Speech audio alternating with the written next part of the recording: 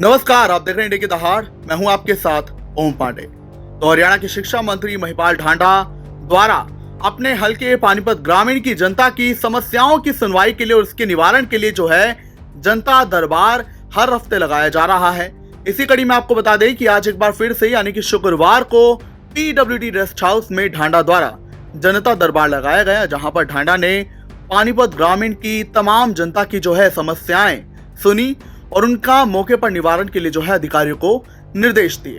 वहीं आपको बता दें कि इस दौरान उन्होंने मीडिया से बातचीत में जो है CET परीक्षा के आयोजन को लेकर जो है अपनी बातचीत मीडिया के आगे रखी। इसके अलावा उन्होंने जींद में बीजेपी नेता के बेटे की हत्या मामले में अपराधियों की धरपकड़ के लिए भी उन्होंने जो है ये कामना की कि जल्दी वो पकड़े जाएं और यह आश्वासन भी देने की कोशिश की वो पकड़े भी जाएंगे अपराधी। क्या कुछ बोले आप सुनिए।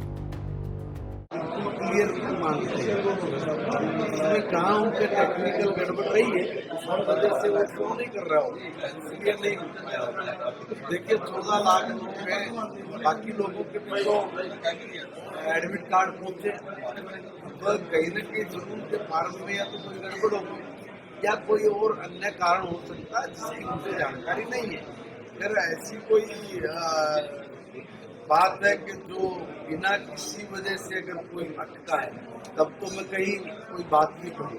अगर कोई टेक्निकल अगर कोई गड़बड़ है तो एक बार उनको देखना पड़ेगा तो उनको दुरुस्त कराना पड़ेगा। मैं ये चाहूँगा कि हमारे बच्चे अपने मिशन में कामयाब हो, उनकी मेहनत, उनका परिश्रम उनके भविष्य को सुधारे संवारे और वो जीवन में अपने सपनों को पूरा कर सके। इसी शुभकामना के साथ मैं उनको बहुत धन्यवाद भी दूंगा कि आप लोग प्रशासन में ईमानदारी से अपनी सेवाएं देने के काबिल हैं और जिसका नंबर पड़ेगा मेरिट के आधार पर वो आए और समाज की सेवा में तल्लीन होगा। देखिए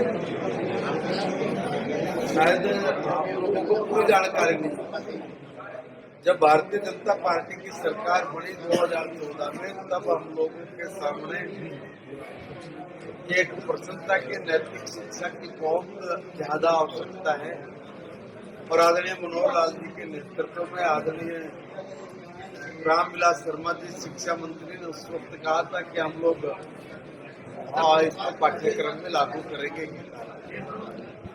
और उसी कड़ी को ध्यान में रखते हुए हमने नैतिक शिक्षा में 6वीं 7वीं 8वीं के लिए एक किताब, 9वीं 10वीं के लिए एक किताब और 11वीं 12वीं के लिए एक किताब, ऐसे करके बच्चे के उम्र और उसके रुचि के हिसाब से जो हमारे शिक्षाविद हैं जो सिलेबस को जो सेट करते हैं उन्होंने ऐसी शिक्षा के सलोकों को अलग अलग तरीके से अलग अलग किताब में रखा। इतना ही नहीं, उन्होंने खाली गीता ही नहीं बल्कि रामायण और बाकी भी जितने अलग अलग धार्मिक ग्रंथ हैं उनमें जितने भी प्रेरक पर्सन हैं जो बच्चे के जीवन के लिए उपयोगी है और उसका जीवन सुधरे संवरे वो ठीक दिशा में जाए, तो ऐसे तमाम प्रेरक प्रसंगों को उसमें जोड़ के आज पढ़ाया जाता है। और माता का श्लोक अगर प्रार्थना के वक्त बोले जाए बुराई नहीं है, अच्छी बात है और ये होना भी चाहिए। आप शायद इस संदर्भ में पूछ रहे हैं कि उत्तराखंड की सरकार ने गीता को पाठ्यक्रम में लागू करने की बात की है, शायद उसी से ये प्रश्न निकल के आया है। हरियाणा में वो ऑलरेडी है। एक ही ढांडा जी जींद में बीजेपी के पूर्व मंडल अध्यक्ष के बेटे की सरेआम हत्या हो गई। वो अपनी पार्टी पर सवाल खड़ा करे कि कैसी सरकार के राज में हो रहा है कि मेरे बेटे की सरेआम हत्या कर दी गई, तो क्या कहेंगे आप इस पर? बहुत दुखदायी घटना है और इसमें जो भी कोई दोषी है वो बचेंगे नहीं और हर हाल में कड़ी से कड़ी कार्रवाई ऐसे दोषियों के खिलाफ। देखिए जो भी कोई इस तरह के घृणित कार्य करते हैं वो किसी सूरत में बख्शे नहीं जा सकते और ना ही बख्शने योग्य घटनाएं होती। इसलिए जो व्यक्ति कानून को हाथ में लेके इस तरह के काम करते हैं उस पर शिकंजा बहुत तगड़े तरीके से कसा हुआ है। हरियाणा में होगा यूपी जैसा सफाया यहाँ पर बदमाशों का? यूपी जैसा सफाया बदमाशों का यहाँ पर होगा? स्टेट के साथ तुलना नहीं कर रहे, वहाँ का आपराधिक ग्राफ अलग तरह का, वहाँ गैंगस्टर टाइप लोग हैं। हमारे यहाँ आपसी झगड़े, जमीन, दूसरे पारिवारिक कलह, वो सब क्राइम का एक अलग अलग तरीका है।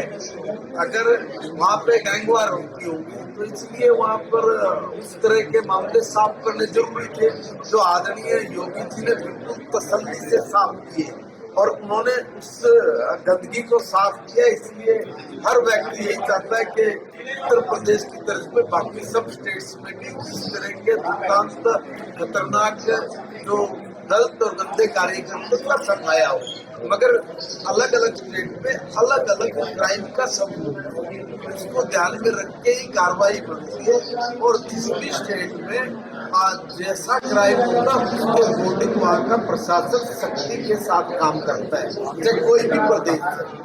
ऐसा नहीं कि किसी भी प्रदेश में कोई, अगर बीजेपी का स्टेट है तो वहाँ पे अच्छे से काम होगा, अगर बीजेपी का स्टेट है तो अच्छे से काम नहीं होगा। ये नहीं, अगर सरकारें किसी को संरक्षण दे रही है तो अलग बात हो सकती है कि किसी राज्य में कोई ऐसा काम कर रहा हो।